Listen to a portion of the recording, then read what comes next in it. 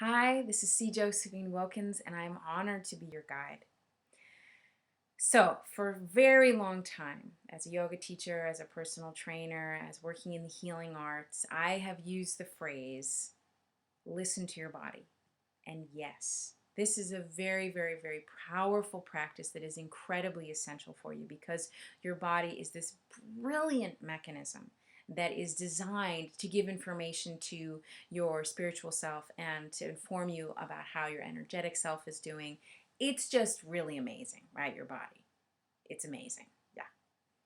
However, there are times when it's important for you not to listen to your body and to include instead your wisdom and your education and your knowledge and your wide, expansive consciousness. Okay, so I'm going to go to a story here.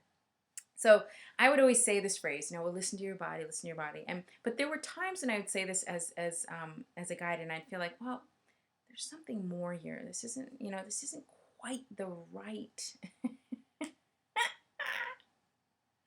isn't quite hitting the nail on the head. And then I finally got it. This has actually happened a couple years ago, but I began to understand this recently, so that's why I'm blogging about it. I had a client, and she was pregnant, so she's needing more food than normal. Yeah, she's just needing a bit more to feed the baby. And I saw her when I saw her for a session. Right away, I could sense when people eat a lot of sugar or a lot of caffeine, or they're just eating some junk. I can literally see. You can see it physically, puffiness, but you can also see it. I see it energetically. It's kind of more scratchy. Their energy is just like it's a bit. That's how I describe it. Anyway, so I could sense right away something was off. She said, "Well, yeah, yesterday or someday during the I can't remember, but sometime recently, not too long ago, all I did was I just ate jelly beans all day." I'm chuckling because we've all had this experience, right? Maybe it wasn't jelly beans, maybe it was just one meal, but we've all had that experience where we OD'd on crap, right? And she said, "But Josephine, I tuned into my body, and my body said, I need to eat jelly beans all day. My baby said I need to eat jelly beans all day." So when you're feeding for two, right, you're susceptible to being perhaps maybe potentially a little bit more vulnerable because you got to feed yourself more. But we've all experienced the time in which we're really hungry, right? Whether you're pregnant, whether you're not pregnant, whatever. We've all experienced that moment where we're like, I'm really hungry. And then someone presents something to us. We're at a party, we're at a social engagement, or we drive by mini mart, whatever, and there it is.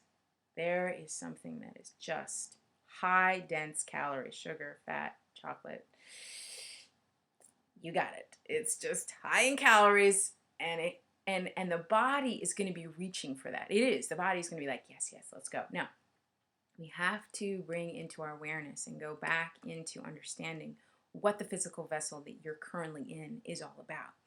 This vessel that you're in is programmed by many things, but it has DNA, right? It is a physical experience that is around because it has a blueprint, and it has the understanding that when you get the thing with the highest concentration of calories, you live.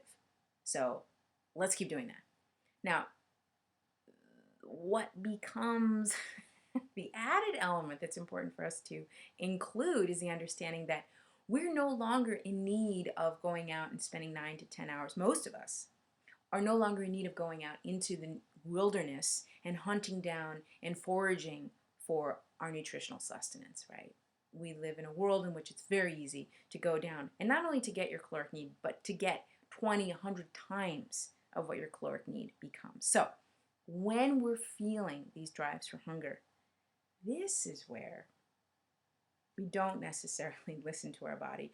Or perhaps a better way of understanding it is that we interpret the message of the body more accurately, meaning that yearning for the jelly beans, that yearning for the chocolate cake or whatever it might be, can be translated, can be interpreted as, I need more fuel.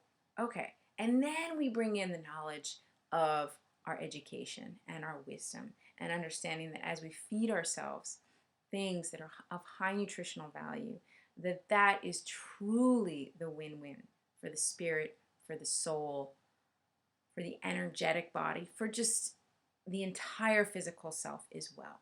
So I encourage you, as you begin moving forward in your life this week, begin to become more attuned to, of course, what the body is speaking to you. This is a brilliant vessel. It's magical what it's doing. Digesting my lunch, I'm not even thinking about it, right? It's incredible. I have the potential to create a life. I mean, I'm shedding off skin cells. Just it's amazing what's happening. And it will give us very clear messages. And we have to understand how these messages can be interpreted to then provide us with the leanings towards, the nudge towards the way that we can then use our education, our knowledge, and our enlightened, awakened consciousness to then make the better choices. Yes. Love you. Namaste.